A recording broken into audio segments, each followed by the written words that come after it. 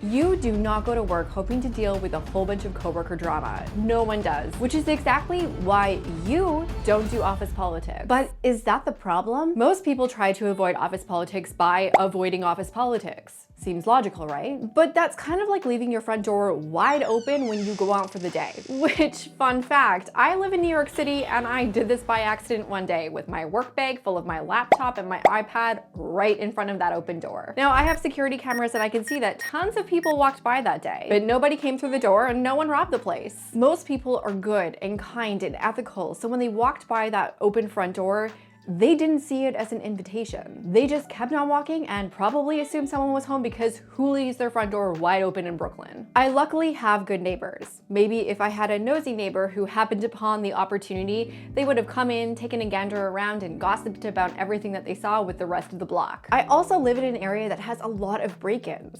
Just as easily, someone could have robbed the place because I made it so easy for them. Though the real fear I have in New York City, the rats could have let themselves in and terrorized the place. Now, I do have a couple of neighbors I know if they had walked by, they would have seen that open door, noticed I wasn't home, and closed it for me. But that's rare, and it's just like office politics. If you are not engaging in the power dynamics at work, you are leaving your front door wide open for anyone to walk through. And you might not be as lucky as I was that day. You might have that kind coworker who sticks up for you, but just as easily, a nefarious coworker could see that opportunity and seize upon it. As a career expert, I have heard thousands of stories. And every time someone has found themselves overwhelmed, overpowered, and even out of a job as a result of office politics, they have always started the story by saying, I tried to ignore office politics. But ignoring them does not make them go away. When you make it a point to fly under the radar, you are making yourself invisible at work. By being inconspicuous, people don't know what you're doing. They don't know what you're good at. In fact, they don't even know who you are. When you keep your head down and work, chances are no one knows what you're doing. A weak or non-existent reputation is going to leave you vulnerable, not just to attacks on your character by the office gossip, but also vulnerable to a toxic coworker taking credit for your work or trying to blame you for mistakes that you did not make. The other thing that happens when you keep your head down working, and I know I was guilty of this for a really long time, I thought that chatting with other people was a big waste of time. I mean, it literally wastes time that you could be doing something. If you are not chatting, making connections, and developing relationships, not only are you minimizing your visibility at work, you're missing out on opportunities to create connections with people that would advocate for and protect you if you ever needed it. Just like how I would hope that one of my nice neighbors would walk by and close that door for me, you want to find ideally influential coworkers who will speak up for you in instances where someone tries to take credit for your work, or who attacks your reputation that you were trying to build. There is no path to stability and success at work without advocates and allies. When you lack reputation and relationships at work, you become the target of the dirty tactics of your awful coworker who is going to try to increase their power position by pushing you down. These are the exact people and the exact dynamics that you are trying to avoid. They build what I call negative influence. That is power through fear. People will side with the toxic office gossip because they're afraid of becoming the target of the toxic office gossip. So they do their best to appease her. When you are a defenseless target, you are stuck in a disempowered and defenseless state. And you're going to be dealing with the dirty politics in a scenario that you cannot win. Avoiding office politics brings the worst politics to you. So instead of ignoring office politics, here's what you're gonna do instead. The first thing you need to do is stop lying to yourself. People say they want to avoid office politics because they're bad, dirty, or complicated, but none of these things are true. I also see a common narrative of, If you would like to engage in workplace politics, you must sell your soul.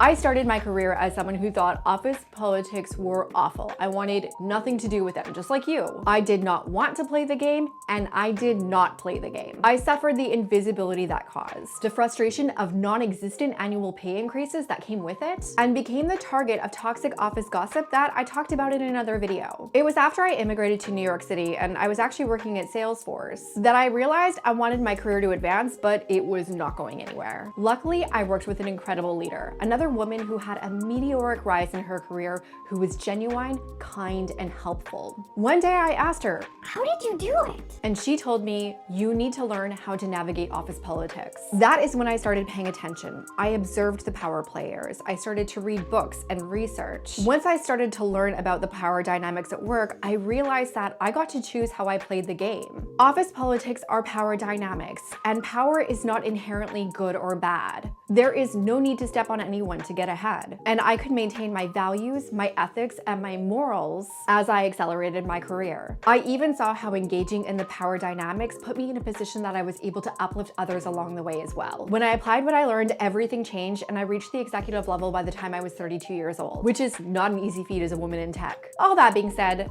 let's talk about how complicated office politics really are. They involve humans, and humans are wonderfully and frustratingly complex. There are a ton of complexities to power dynamics, but getting started simply is not complicated or difficult. Heck, if I can do it, anyone can. What prevents most people from engaging in workplace politics comes down to this: you're afraid you're going to fail. Historically, you might not have a good relationship with office politics because you were targeted by the dirty corporate politics that you want to avoid. In that situation, you tried, and you tried hard to navigate office politics, but you lost. You didn't lose because you're incapable of engaging with office politics. You lost because it was unwinnable by the time you picked up the ball. There's also an element when you try to increase your influence and your visibility. What if it doesn't work? What are people going to think of you? This is an important belief to debunk.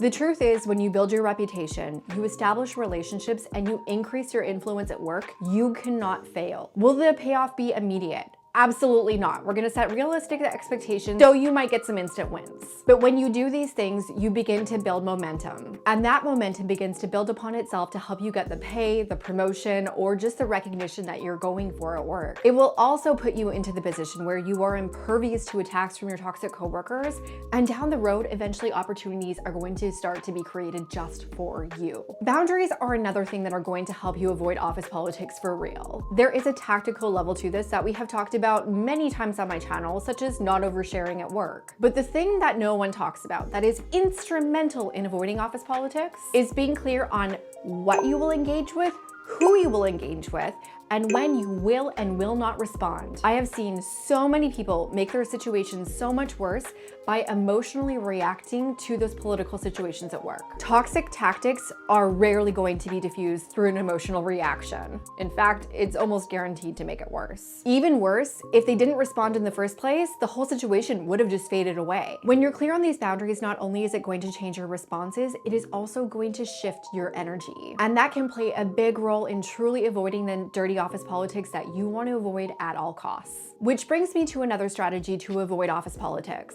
and that is to insulate yourself from toxic office politics. Your toxic coworker can spew whatever lies they want. Chad could do his best to try to take credit for your work and for your ideas. Your boss can try to make you their best kept secret, but all those efforts will have no impact when no one will believe them and when you increase your visibility anyways. The ultimate goal is to become unwithable, to establish a reputation that is so strong that not only would bad actors have no impact, they wouldn't even want to try you in the first place. To establish a powerful network that they don't want to mess with either. And the thing that will make your toxic coworker keep their drama to themselves becomes so influential that the cost of trying would be way too high. Which brings me to a word from today's sponsor, me. I'm sponsoring my own video again, I know. But the tactics you need to powerfully and organically engage with office politics are easier than you think. Especially when you have someone that can walk you through exactly what you are and give you guidance on how to implement them into your unique situation. That is exactly what I'm going to be doing in my Power Moves Mastery workshop. This brand new workshop has been designed to help you escape the BS at work, increase your influence and career trajectory, and implement the 7 power moves with ease.